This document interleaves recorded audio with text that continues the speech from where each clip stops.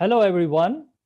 We have a philosopher among us today, a professor of business ethics, Dr. Michael Pakaluk. Michael Pakaluk received his Ph.D. in philosophy at Howard University, where he studied philosophical logic, philosophy of science, and political philosophy.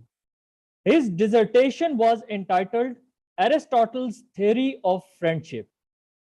Dr. Pakaluk's main work as a researcher has been in ancient philosophy, as he has authored many papers and 3 books concerned with Aristotelian ethics. I and Dr. Pakaluk are some of the faculty members in the Heterodoxacademy, which is a non-profit anti-woke organization to promote diversity of ideas rather than differentiating people on the basis of race and gender. In today's session, we will discuss with Dr. Pakaluk mainly 3 things. Number 1, source of human ethics. Number 2, origin of woke ideology. And number 3, what his recent book can teach us. His recent book's name is Mary's Voice in the Gospel According to John. So over to you, Dr. Pakaluk. Please tell us, what is the source of human ethics? Well, Jamshed, thank you for that introduction, and I want to congratulate you on getting my name correct. So you must have been doing some research, watching YouTube videos or something like that. So first of all, congratulations. You may be the first person to have done that. Well, the source of human ethics, obviously that's very disputed. You mentioned Heterodoxacademy. I'm pleased to be a member of that. One of the principles of Heterodoxacademy is what's called viewpoint diversity.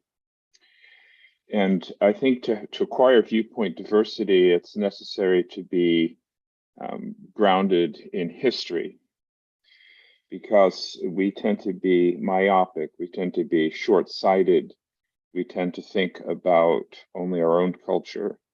And one of the great things about reading history is that it brings us out of that. It brings us into a conversation with people who are radically different from us and causes us to challenge things that we might take for granted. So in my own life, I at one time was an atheist. I was an atheist in college. I became a theist. I believe in God. And I looked over the history of thought. I discovered that most great philosophers believed in God, that they regarded God as the source and end of existence. This seemed plausible to me for many personal and philosophical reasons. And so I began to reject the modern project of trying to found ethics and find the sources of ethics and morality in some kind of purely human consent.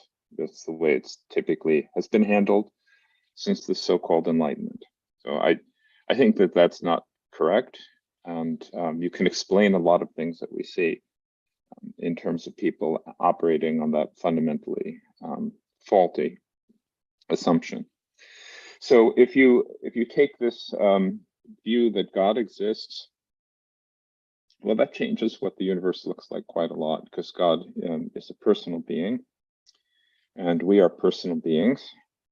And it's it's though, for example, right now, it's very early in the morning where I live, and my whole family is asleep. But if my say my 6-year-old were to come downstairs and sit on the sofa next to my desk, it would change the way I looked at the whole setup here. I'd have to worry about background noise or saying hello and so on. Well, if you find that there's an infinite person that exists along with you, you have to give some thought to that about why am I here? Where am I heading? What am I up to? What am I supposed to be? Right. So in this, again, we're talking about viewpoint diversity. So if you wanted to know, for example, how somebody who was classically trained in, say, the 4th or 5th centuries might have looked at this question. You can't do better than look at Boethius's book, Consolation of Philosophy. And he thinks that the question that we all need to ask as human beings is, what is happiness? Happiness in Greek, eudaimonia, beatitudo in Latin, is what we're all aiming for. How do we get that? What is it? What would constitute happiness? How do we want to characterize it formally? Suppose it's the kind of complete satisfaction of all your desires. What would count as that? What would you have to possess? We know it's not money. Because when people get a lot of money, they actually end up having more desires, and they tend actually to be unhappy, right? We know it's not health, because health is unstable, and somebody could be very happy, healthy, and yet they can be aware of the risk of getting a stroke or dropping dead the next day. So what is it exactly that constitutes happiness? What are we aiming at, right? So then you add into the picture this infinite personal being, and it's well, maybe that has something to do with it, right? So maybe there's a match between something within me that wants to know everything. I think I think children in general want to know everything, and we kind of stamp that out of them by the time they're 20 years old successfully. They want to love everything that's good and beautiful. They love nature, they love animals. We tend to stamp that out of them as well. We get them, say, hooked on video games or something like that. But if that's what I'm really like, and I remain that way even though it gets crushed, right, well, then there's an interesting match between what I'm really like and this being who would satisfy these deepest yearnings to attain everything in a certain sense, right? So I'm just giving you the logic of Boethius's Consolation of Philosophy. This is viewpoint diversity. This is the way somebody in the 4th or 5th century might have thought about it. And I find it plausible, right? So if you put aside the Enlightenment project of deriving ethics from human agreement, then this seems to me to be the most plausible alternative. And then you have to say, well, okay, well, subjectively, my happiness would consist in the possession or somehow union or joining or being in the presence of this supreme being. Objectively, the supreme being is my happiness. How do I get there? And since this supreme being is holy and good, there'd be no tolerance of anything bad in the presence of this supreme being. So clearly I have to make myself good if I can. Maybe that's something I can't do through my own efforts, but it would be kind of the first thing I'd think of. And this is what leads to the entire tradition of the virtues, because a virtue is a good-making, stable trait. It's a sort of thing which, if you kind of super add it to the existence of a thing, tends to make it a good thing of that kind. In the tradition, virtues are related to powers. Virtue is also defined as a perfection of a power. So I'm giving you something very brief. We could have a semester course on this, but if I find that, say, it makes sense to speak of a human being as having 4 basic powers: a power of intelligence, a power of will, power of spiritedness, fight or flight responses, a power of desire. We could argue about how we differentiate these powers. There are famous criticisms of Plato's way of doing that in the Republic, for example. Well, then there are 4 superadded stable traits which perfect these powers, and those are the cardinal virtues, classically. Right? So you have prudence, justice, which modifies the will, courage, modifying spiritedness, and moderation, modifying appetite. So I need to acquire those 4 so I can become good. So I have some chance of some kind of union with this principle and source and end of my life and of all of existence. So, and then you're off. Okay, so Jamshed, and now you're up to the races. Now we can start talking about those individual virtues, but that's the classical approach. That's the approach which I find very intelligent, and I want to say wise human beings, not just philosophers, but also statesmen and great leaders have held for centuries, and I think it's basically true. So that's the approach that I'm going to take.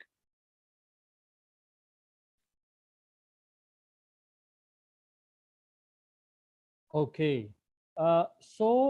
You talked about a supreme being at one point that can be the source of human ethics, but you used singular.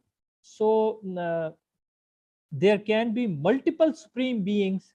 Isn't it your or my bias that whenever we talked about supreme being monotheist, I being a Muslim and you being a believer Christian, we talked about supreme being in terms of singular. So what if Indians got it right? There are many. So what do you have to say about it? There are many supreme beings versus one. Well, I'm not so impressed by this charge that maybe I'm biased, because I was at one time an atheist. So I'm not a pure rationalist. I don't think I arrived at the view I have now solely by the working of the mind. I think the heart is probably more important in these matters than the mind, if we're to make that distinction. So it's not because I was raised in a Christian society that I believe these things. In fact, in my society, there are, maybe it's only a minority now of people who believe in a supreme being. So it's always the question of a single supreme being, a monotheist. It's always a question of what group you're going to join yourself to. It seems to me in contemporary society, there's no mindless drone-like passing on of tradition. That just doesn't happen any longer, at least not in my culture. Well, Jamshed, it seems to me your question almost answers itself. I mean, and maybe there are multiple supreme beings. Well, that seems like a contradiction in terms, right? There can be only one supreme being. Now, that comes to that, you want to say the logical or explanatory push is always for a unitary explanation, right? So a single explanation of a single domain always looks best from the point of view of accounting for things, right? So if the domain of the world, the cosmos, were kind of split up, and we found that there were two independent parts of it, although it would be hard to know how we could learn about some other part that was really independent from this part, then we might say, okay, well, maybe there are two different supreme principles, one over this part and the other over this part. But if it's a united whole, and of course, everything, you're a scientist, Jamshed, you know everything in modern science points towards the unity. People are still looking for a theory of everything. Then it's at least at first glance, it's most satisfactory to look for a single ultimate principle of it. Okay, fair enough. And you talked about your journey from being an atheist to becoming a person of faith, right? So Yes. generally these days, this trip is in reverse direction. Yeah. Generally, yeah, just if you can imagine, dozens of people move from atheistic side to becoming person of faith. But there is, it's like a dam that has been broken, and a lot of people of faith, they ultimately become atheist or agnostic, whatever you want to call them. So Yes. their journey is different. Yes. Number one. So what do you have to say about that? And number two, since you are in the culture, in the United States culture, of course that's a multiracial and multi-ethnic society, fair enough, but still there is an impression of Christianity. So if you had the same education, but if you were living in Pakistan, your conclusion would be that Islam is the right choice. Right now your conclusion is that Christianity is the right choice or the better among the available choices. So what do you have to say about that? Because it's again all about the impression from the culture. So just guide us. Well, these are complex questions, Jamshed. You may need to invite me back if you care for what I have to say, to several more of these live streams. But that if a dam breaks, as you say, lots of people move in the opposite direction. I don't think that's surprising. I think if we look around us and look at the human condition, and look at the very bad examples set by people who occupy positions of authority. And in my own country, divorce is out of control, and children are being raised in broken families. I believe that being raised in a stable family is the most important thing for a young person. It's not at all surprising that there would be widespread atheism. What's surprising is that anyone becomes a Christian, frankly. Your perspective might be that the United States is a Christian society, and historically it has been, of course, and there are many believers, and we use that language and so on. But my impression on this side, I want to tell you, is that I am in a fairly embattled minority in what I believe. So, and by the way, you may have sensed this already. My natural disposition is to look for hopeless causes and embattled minorities and side myself with them. So I'm actually kind of grateful I live at this time rather than the Middle Ages, because I probably would have become a heretic in the Middle Ages. So if you're talking about biases, Jamshed, my bias is against. So, all right, so that's the first point. And you asked me some other thing. And I can't remember. Oh, okay. So, naturally, why not Islam? Because that's monotheist also, or Judaism, right? And that's a good question. We can't answer all these questions right now. It would be definitely in the spirit of the heterodoxacademy to say that's a very good question, and that's something that needs to be pursued. But clearly, one of the things that you do when you move from atheism to some kind of belief is you have to figure out which of the major world religions is where you want to start looking. So you might want to say, why did you pick Christianity rather than Islam? And that's a good question. I'd rather not go in that direction right now because it's probably sensitive, and probably everybody here in this part of this podcast is or many are Muslim, and I much prefer to have these discussions face to face. I think you need to respect the person when you have these discussions. So, but yes, of course. So anyone today in the United States, for example, who is an atheist the way I was, and has some kind of reason for investigating whether God might not exist and some religion may be true, must look at Islam, Christianity, Judaism, major world religions, Hinduism, yes, of course, Buddhism. These are great movements of the human spirit, at least. You have to concede that. So it wouldn't be rational to, I think, to do it in any other way. Excellent. So I highly appreciate that, and you are absolutely right. We can have this discussion when the audience is American or I am in US. Then we can have this discussion because that society is more open to it. You have to invite me to your country, or we'll meet over here when you're visiting the United States. Yeah, I have visited. I actually lived there for a little bit, a small period of time. Well, your English is excellent. Thank you so much. Now I'm going to shift towards our second objective. And I think it is an excellent segue to what you said in your comments, because you feel like a minority, because you are straight, white, Christian, male. And you talked about diversity of ideas. Now let's talk about wokeness. And you also mentioned that if you lose your connection with the supreme being, then the society's morality, it tends to shatter, just like you gave an example of increasing divorce rates, right? So can we tie this with this woke ideology? And let's start with zero. What is wokeness, and is it the result of losing some grip on religious morality? Please guide us. What is wokeness?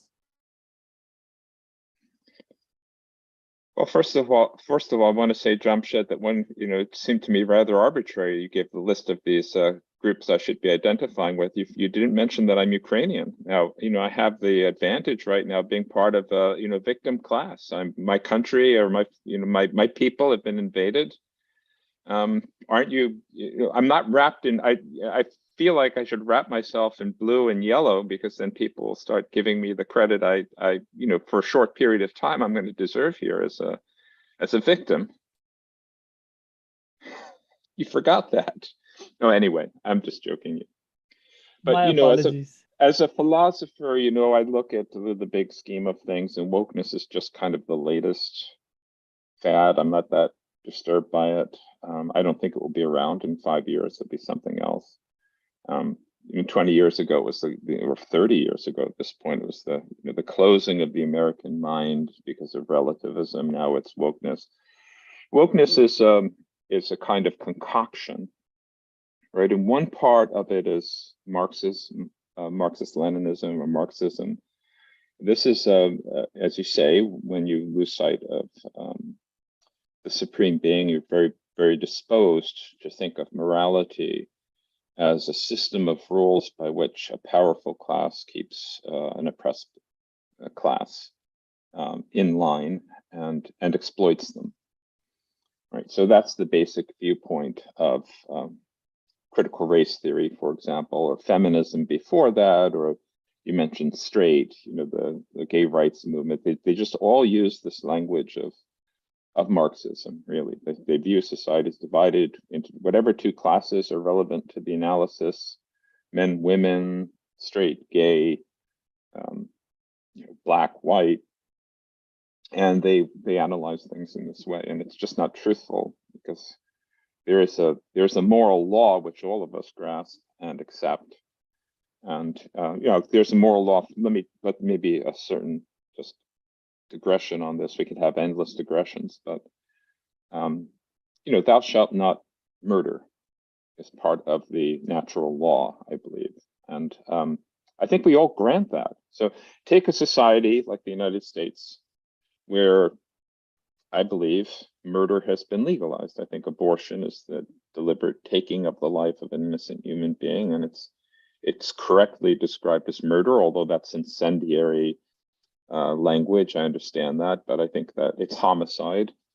And yet, no one ever defends it by saying, maybe murder is correct in some circumstances, right? It's always defended in some other way.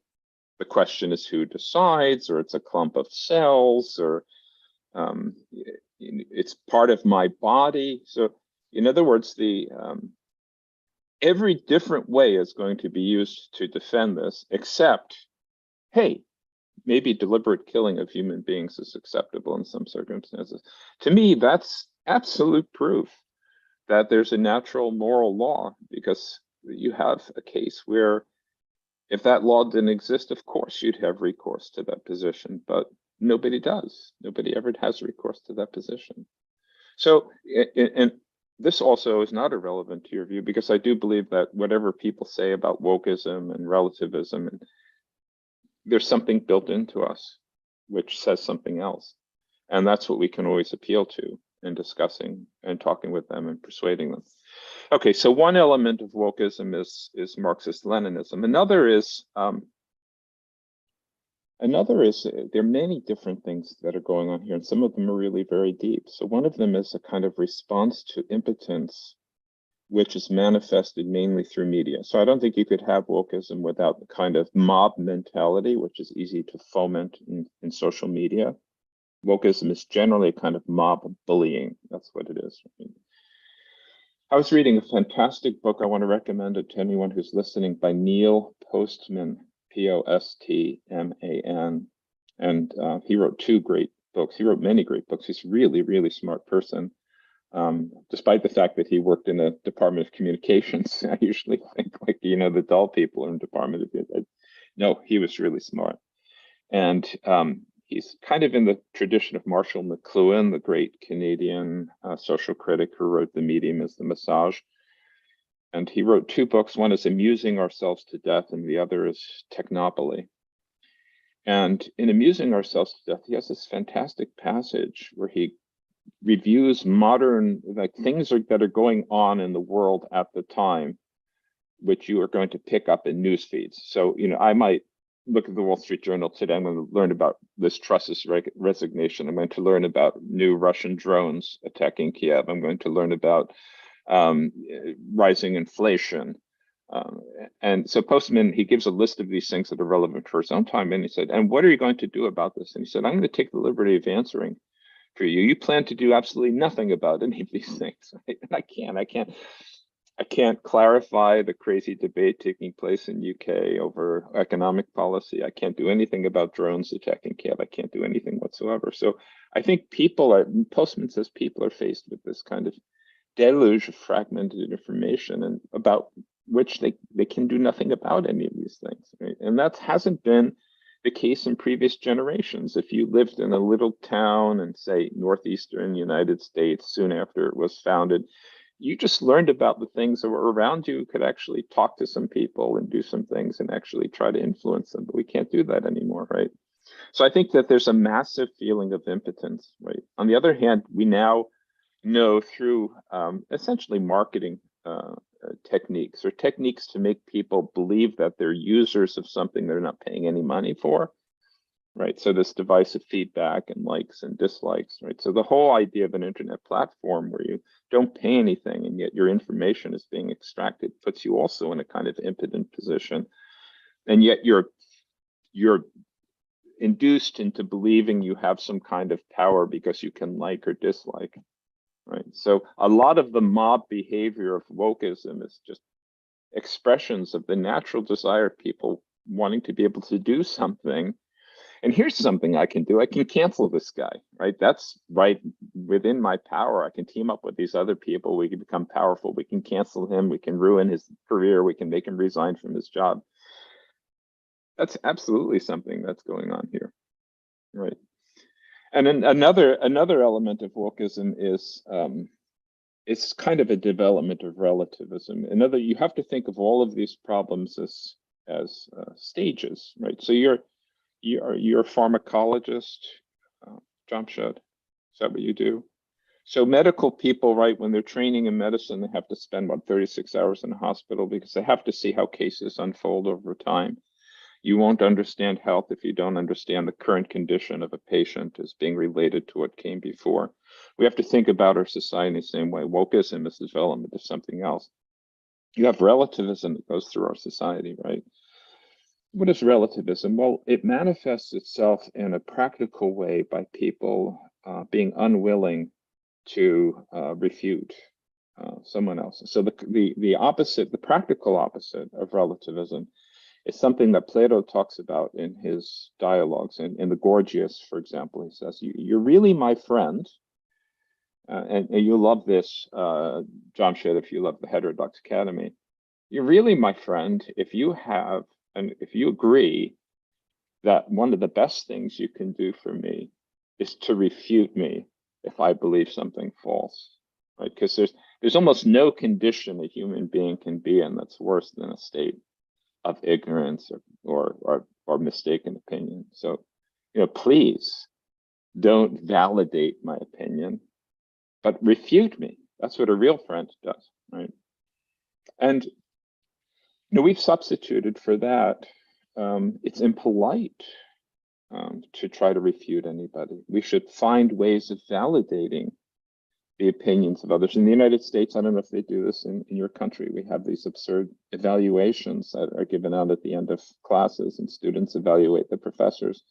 And I remember when these were first coming out, I was still a student, and I had a professor who said, and I was studying in Britain, and his name was Mr. Howie, and he had this great broad Scots accent. He said, "Tell me, Mr. Pakaluk, is it true that in the United States the students grade the teachers?"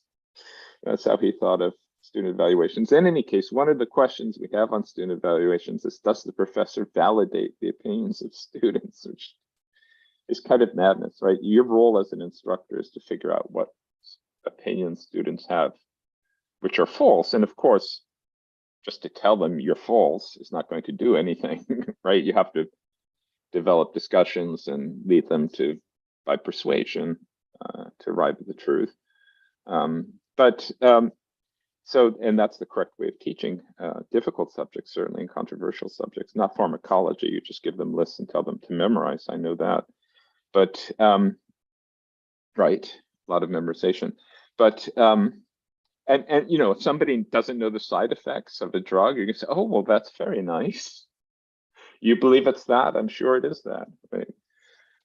So this relativism has kind of ravaged our society. It's gone through like an illness and left our client, our patient, in a worse condition.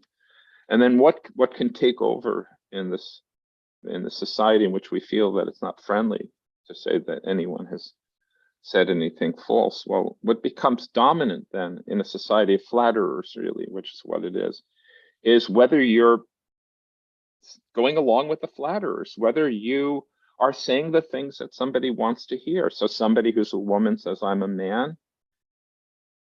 And now that becomes a kind of challenge. Well, how friendly are you exactly, right? So you're willing to validate my opinions on, the debt crisis in UK, but now I'm saying I'm a man, and you think biologically I'm a woman, but if you're really friendly, you're going to agree with me, right? You have to validate that opinion. And everybody else is. Are you going to be unfriendly and be outside of that group, or are you going to be friendly and go along with that group? So it's really redrawing the lines of society from truth to, you might want to say, what pleases people to hear, or what they publicly state it would please them to hear, because actually they could be very, very unhappy, and 5 years later could be very, very unhappy that they insisted on identifying as a different sex. But, it's what they are making a public stand in saying, whether you're going to agree with me or not. And ultimately, you have very, very deeply hurt people who are doing this. Like a well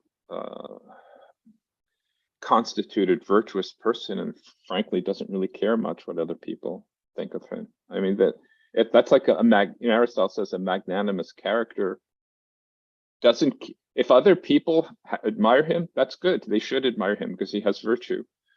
But if they don't admire him or they don't like him, well, he doesn't care. He's going to do the right thing, right? So that's another thing that's gone through our society. So I've mentioned three things. I've mentioned Marxist Leninism. I've mentioned this desire, this impotence, although we have this kind of feedback mechanism through social media. And then I've mentioned kind of the next stage in the illness of relativism. I would give you at least that's a start in explaining wokeism. Excellent. But if you talk to traditional Marxist Leninists, they would say that we only focus on distribution of resources. So according to them, it might be a bastardized version of Marxist Leninism. It is just reading too much into it. And about relativism, I was listening to another philosopher. She's a woman. I just forgot her name. She was talking about moral zeitgeist. In medieval time, the moral zeitgeist was dictated by the church or religion. But then came along scientific revolution. The moral zeitgeist was dictated by objective truth. But after World War II, World War I, then this moral zeitgeist is broke down, because some of the results, just like one race is superior to another and other things, since they were promoted as a scientific approach, since they were promoted as such, so that moral zeitgeist, it got broken down. So today, the moral zeitgeist is niceness. So it is the tyranny of niceness. If you say that you are a woman, who am I to judge? So this is the relativism is like a shift. And according to you, it is going to end in 5 years. But I tend to disagree. I think it is going to stay for too long. It is going to destroy Western culture. And, I think this disease is going to spread. But there is some pushback. If you allow me to explain, so this pushback is coming in, for example, in there is an area in Michigan, Dearborn, Dearborn, Michigan, where there are Muslims in majority. So Muslims are not like mealy-mouthed Christians. Sorry for this phrase. So they are much more assertive. So they are pushing back against the school board, against this wokeness. And same trend we are seeing in UK as well. So there are some cultures which are much more ultra conservative. So again, attaching the things to your point, since you have a moral ground, that people are losing, since a culture doesn't believe in a supreme being. So that is why everything becomes relative. It is your opinion versus my opinion. But since Muslims have traditionally been ultra conservative, so whatever their flaws may be, because they tend to make unstable societies, that's a true thing. But they are the bulwark against wokeism. So what do you have to say about that? And then we will move on to your book. Well, about Marxism being only about resources, yes, originally in Capital, but people who don't have a religion like the Marxist framework as their religion, and they apply it to many different ways analogously, apart from just an analysis of the economy where it's become completely discredited. So it's just like original Freudianism. Nobody really practices analysis the way Sigmund Freud believed it should be practiced. It has all kinds of analogies. That's that sort of thing that's going on. As regards niceness and zeitgeist, it's a good point.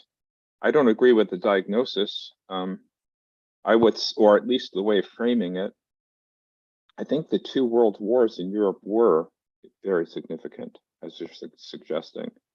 But they're significant mainly in a kind of, it was almost a practical refutation of Christian culture. You have the kind of the height of Christian culture in Germany, really, or it looked like it. Some people would say, no, it's post-Christian because of Hegel and the Enlightenment and so on. But, if you were to say, well, what plausibly is kind of the full flowering of Christian civilization, you might have said Europe in 1900. Well, it went on, it proceeded to destroy itself through mindless, highly destructive, murderous wars where hundreds of millions of people died. That's a huge disaster, it seems to me. I mean, nobody's attracted to murder and fighting. And then also you bomb out and destroy all of your historic buildings. You break yourself ties with the past. That's a disaster. So and then after, if you look at the literature after World War II, my friend Rusty Reno, who's the editor of First Things, wrote a book called Return of the Strong Gods. I think he's quite right in this. They overgeneralized Jamshed. That's what people do. They overgeneralize. So they make their target much too big. And what was common in the criticism of the zeitgeist after World War II was criticism of any kind of absolutism, any kind of adherence. So Nazism was regarded as absolutism. It was wrong because it was absolutism. Communism was wrong because it was absolutism. If we only become fallibilists, if we become probabilists, if we don't really adhere to anything as absolutely true, then we won't be disposed to impose those beliefs on others in some kind of tyrannical way. That was the standard critique in the late 1940s and 1950s. By the way, it was aided by the large influx of extremely capable Jewish intellectuals who were thrown out of Germany. And they were largely atheist. And atheist Judaism tends to be highly it's a good contribution in its place to American culture, but it's highly skeptical. It's highly skeptical. So any kind of pretension to know anything of importance is shot down in this viewpoint, right? So those 2 things came together, at least in the United States, which was the leading culture throughout the world in the 50s, 60s, and 70s. And attacked any kind of framework where objective truth, which was assimilated to absolute truth and therefore authoritarianism, that was attacked. And then you made this 3rd point about Muslims. And I hope that that's true, frankly. You're correct that Christians have been pretty weak in defending truth in what they believe in the public square. You're absolutely correct about that. But here's my concern about Christians also have been persecuted more than Muslims have been, and here's why: because Muslims are looked at with a certain kind of caution and respect, but they're looked at with a certain kind of caution and respect because they are other, they are alien. They're looked at in the way that somebody might look at, society in Africa. If you're an anthropologist and you visit, these are aliens living amongst us. Nobody would ever say that. Of course, that'd be tremendously politically incorrect. But we respect Muslims because they're so different from us, and and they're very, very firm in what they believe, so we respect them. Whereas, for example, I'm a Catholic, and Catholics, say, what we believe, you should believe, and Muslims do that as well, although in a different way, right? But then that's taken to be a threat. You are making a claim on us. You're one of us, and you're making a claim on us, and therefore you're a threat. That's by no means a stable constellation of social forces, so to speak. But that's how it's shaping up right now in the United States. So I think because of that, this Dearborn, Michigan phenomenon is still relatively isolated, not really an important part of the conversation. That can change, and maybe some Christians will look at the Muslims who are standing strong and say, we need to be a little bit more like that, and that wouldn't be a bad thing. All right, so that's that. Wokeism, taking care of wokeism.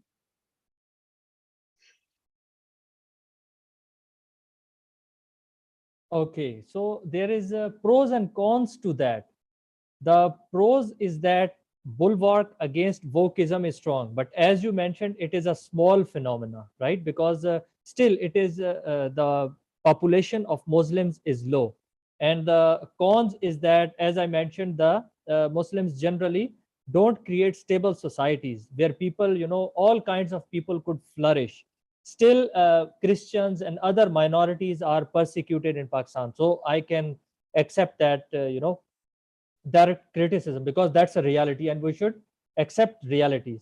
Now let's move on to your recent book, and I want you to enlighten us how your book might be relevant to people in Pakistan, if you think it can be in any way. Your book, I'm talking about your Mary's Voice in the Gospel according to John. Well, I've written a lot of books. I'm not sure this is the one that you should pick for discussion in your club. It's up to you. It's up to you. Please, well, go ahead. I will tell you about it. It ties into some of the things we've discussed. Right. So in my own life, I regard my relationship with God as kind of the source and energy of what I do, and how I'm able to do something different in my life from the disasters of lives which I see my contemporaries living, right? And in saying that, I hope it's clear, I'm not claiming any special credit for being a great person. I'm saying I'm actually trying to give the credit to God, right? So looking at this and seeing something similar in people around me, seeing that there is a crisis in Western civilization, surely. We've just touched the tip of the iceberg. We haven't even discussed any policy and financial crises, like the sovereign debt issues, and how governments are trying to do things they're not really suited to do, and they'll fail because of declining population. We're not discussing any of these looming catastrophes, right? We're just discussing just the tip of the iceberg. So looking at the crises we face, the crises we're going to face, there's a crisis in my Catholic Church. I don't know what you think, looking on at what's going on in the Vatican. It probably is causing you some dismay. Strange things that are said on an almost daily basis over there. I thought, well, how can I contribute to this? Right, and I've written a lot of good books on Aristotle, and the more technical they are, and the better they are, so to speak, from a scholarly and a philosophical point of view, the fewer people read them. And frankly, in the modern university, it's probably true in Pakistan also. The philosophy departments, I don't think you probably don't have independent philosophy departments, but when they exist, they're sidelined. Philosophers have generally been replaced by behavioral economists and sociologists and political commentators. So philosophy has become basically lacking in any kind of authority. even if it's true, remains true, that philosophical ideas really do ultimately direct everyone. It's a fundamental importance. Nonetheless, if people are not studying it or paying attention to it, then whatever remedy is necessary can't be coming from philosophy if nobody's really studying it with the attention that it deserves. So I thought, okay, well, what can I do? Well, I'm trained in scholarship. I read and can translate ancient Greek pretty well. You know, maybe I can contribute by making the scripture, and I'm talking about New Testament scripture, Christian scripture, appealing and fresh, make it look like it's something new to people who, you spoke about the dam bursting, or going the other direction, say, you know, we've heard all of that stuff and we think it's, you know, mythical or somebody's fairy story or something like that. So to try to make it at least something worth a look. And I do think I have a particular skill at translating Greek in such a way that, you know, really, the way I think about it is, I don't know if you've studied any photography, but in the United States, we had this movement of I think it was called realism, and somebody named Ansel Adams went to Yosemite and he took these great pictures of, you know, Half Dome and the Dawn Wall. And he, prior to Ansel Adams, the approach of photography was to, it was like impressionist painting. You buy the tone and the filters you use and the effects, you introduce the viewpoint of the photographer, and that's part of the photograph. But Ansel Adams wanted to take the photographer completely out of photography. So it's as though, like, if you could cut out with a diamond saw, like a rectangular piece of the Dawn Wall and put it on your wall, that's kind of what Ansel Adams wanted to do. So that's the way I view my role as a translator. I want to kind of remove myself completely out of it and kind of make the text, I like to use the language, smack somebody in the face with its freshness and its realism. And I think that that's a contribution. So I wrote a book on the Gospel of Mark, and that was a modest success. I mean, it's not a New York Times bestseller, but it sold thousands of copies. One of my best books on Aristotle, I once went to my university's library and I got it out because I needed to consult it. I didn't have my own copy available, and I saw that it had been checked out 3 times in the last 6 years. So, you know, maybe 3 people looked at it, or at least 3 people held it. So thousands of people have purchased and read this book and probably shared it, given it away to equal number of persons. I'm not a best-selling author, but I'm a good selling author in a very difficult business right now. Printing is a very difficult business. And so the next one was on the Gospel of John. And I'm working on Matthew right now, and I'll finish with Luke and I'll be done with that. I'm going to write, I have other ideas after that. But, and so I like to have an angle. Right? Oh, here's another translation of this scripture. Well, you know, who cares? Not to sound irreverent, but we're living in an irreverent society. So my angle was this, in the Christian tradition, and I know that Mary is highly regarded in the Islamic tradition, but in the Christian tradition, it's believed that Mary, after the death of Jesus, was taken into the home of John, the Apostle John, and that she lived with him, you know, according to all the traditions and the earliest documents and the archaeology and so on, probably 30 years. And then John probably wrote his gospel another 20 years after that. So I raised this question, and it really hasn't been looked at by anyone as far as I could tell. And it's kind of shocking, actually. All right, so if Mary lived with John for 30 years, there ought to be traces of her personality, of her influence, of her way of looking at things. In John's gospel, if you know about the Christian gospels, there are 4 of them: Matthew, Mark, Luke, and John. And John is very different from the other 3. The other 3 are so similar that they're lumped together and called the synoptic gospels. But John is very different from the others. You know, can, for example, Mary's influence help to explain this difference of the Gospel of John from others? And I investigated that. It's not really a work of piety, and that throws people off. They read it and they think, well, you know, this is going to be pious reflections. It's not really pious reflections. It's scholar looking at this text. And, I adopt a pretty sophisticated methodology as far as these things go. You could call it Bayesian. You've probably studied Bayesian statistics. Bayesian inference is very different from typical statistical inference. You put it this way: you assume the hypothesis and you ask what evidence you would find on the hypothesis. That's the approach that I take in this book.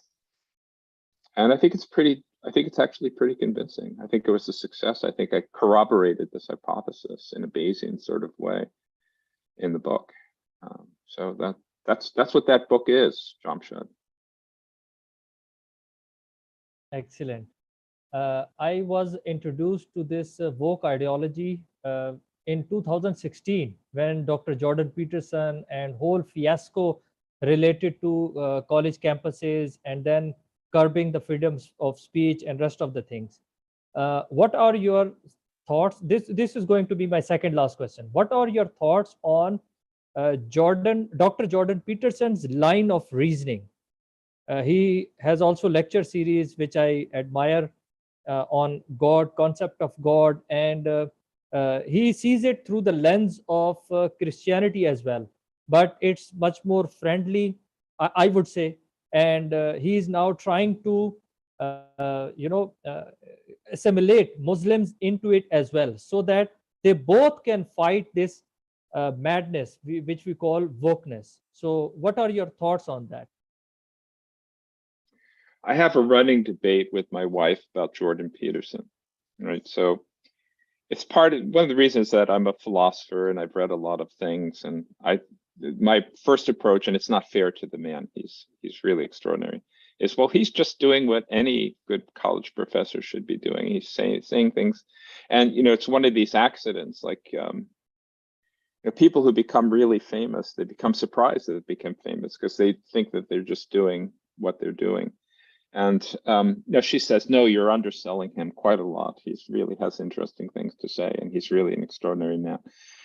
And, I've listened to some of the things that some of them strike me as very simplistic. Some of them strike me as kind of typical platitudes. I don't like Jungian psychology, Carl Jung. I don't think that's truthful. So that puts me off. But I guess I want to say in general, I would certainly affirm him as a really important contributor to the debate today. And I think that just about everything that he says contributes to the truth. I would certainly say this. I mean, he says some great things about the absurd COVID lockdowns, the insanity surrounding COVID. He has some great, his insistence that we are animals and you can't talk about human beings without talking about how lobsters behave, for example. Yeah, that's correct. I have a friend I think I can call her a friend. I met her a few weeks ago at Harvard. She's a human evolutionary biologist, and she just wrote a book about testosterone. And she claims that there are just two sexes in human beings, and she's been shunned apparently by her department and by most of Harvard University for maintaining this. Her name is Carol Hooven.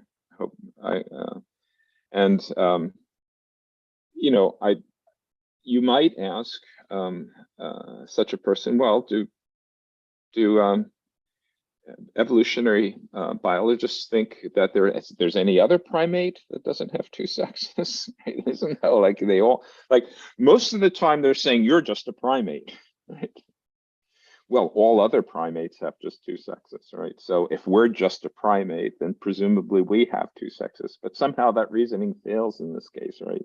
So I know Jordan Peterson's been very, very good about that. So I have a lot of things to read and a lot of things to listen to, and he's not necessarily my cup of tea right now because I think about these things all the time. And so I'm kind of I might even be a little bit jealous of his success, but I think let me just, in brief, Jamshed, I think he's great. How about that? Yeah, I also consider him a force for good, not only for the Western. He's a force for good, no doubt. Yeah. And my final question, because we are hitting our 1 hour mark and I respect your time, your favorite works of fiction or non-fiction that you could recommend to our fiction book club? Your works of fiction and non-fiction, your favorites. Well, my favorite novel is Anna Karenina. I haven't read all novels, so to say it's the greatest novel ever written would be absurd. I can't claim that, but I can't imagine a greater novel than that, Anna Karenina. And the funnest novel, which I've enjoyed, and I've read in 800 pages abridged and then got 1,200 pages unabridged, and it's been true with everybody I've recommended it to, is The Count of Monte Cristo by Alexandre Dumas. Do you know this? Count of Monte Cristo. I wonder if it's available in your language, but it's so great, Count of Monte Cristo. So I would recommend those works of fiction. Now, for nonfiction, why don't I just recommend what I mentioned earlier? I'm reading right now. Neil Postman, Amusing Ourselves to Death. It's just a fantastic work, very important. Neil Postman is one of my favorites. All And right, in last good. semester, yes, I recommended his 4 or 5 books to my students. And in audiobook, in Audible, it's amazing. The concepts, just like we call it now this concept, now this. Now you have a train of thought, break your train of thought, and now this, talk about this. And how to watch television. It's an interesting book by Neil Postman. So he's one of my favorites. So I'm going to recommend. I'm going to write it down in the YouTube description as well. Thank you so much for. You're welcome, Jamshed. It's the real pleasure. Greetings to everybody who's been listening in. Thank you so much, Dr. Michael Pakaluk. So in today's session, we talked about origins of human ethics, and we sort of agreed that belief in some superpower, it helps you ground your morality. And if you don't do that, then our next topic was wokeness. So Dr. Pakaluk mentioned that cultural Marxism, impotence, and moral relativism, this thinking, it may be the reason behind this rupture of wokeness madness. And third is I was thinking of some other book, but then Dr. Pakaluk talked about various aspects of Christian, what do you call it, biblical literature that can show us the path to happiness and prosperity. Am I summarizing it correctly? Yes, very, very well done. Okay, thank you so much. And then we have his recommendations, both fiction and non-fiction, that I'm going to mention in the YouTube description. Thank you so much. And I'm now going to end this meeting. Goodbye, everybody.